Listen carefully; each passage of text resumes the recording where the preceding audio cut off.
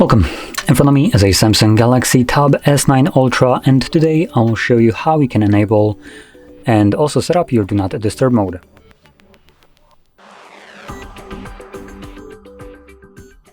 So to get started, we're going to pull down our notifications, and then you want to swipe down once again to extend the list of toggles.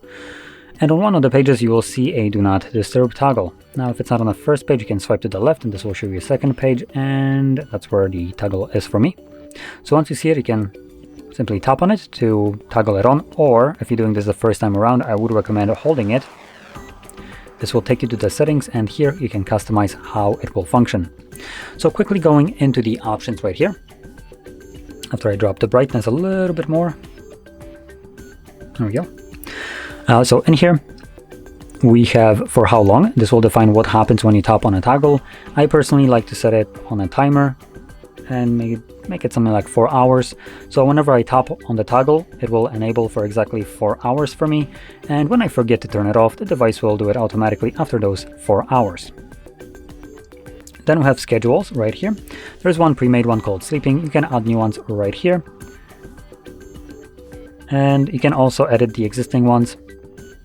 Now here you can select days of the week that it will be running, and then also start and end time of the mode.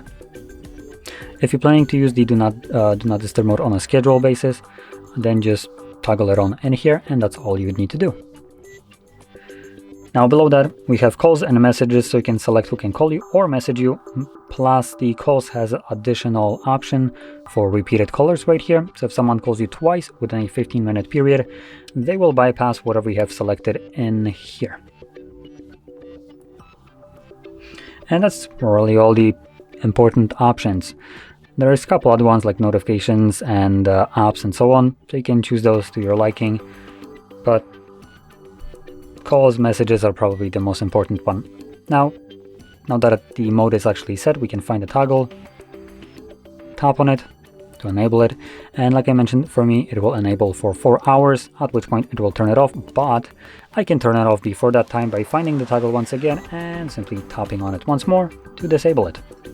So with that being said, if you found this video helpful, don't forget to hit like, subscribe, and thanks for watching.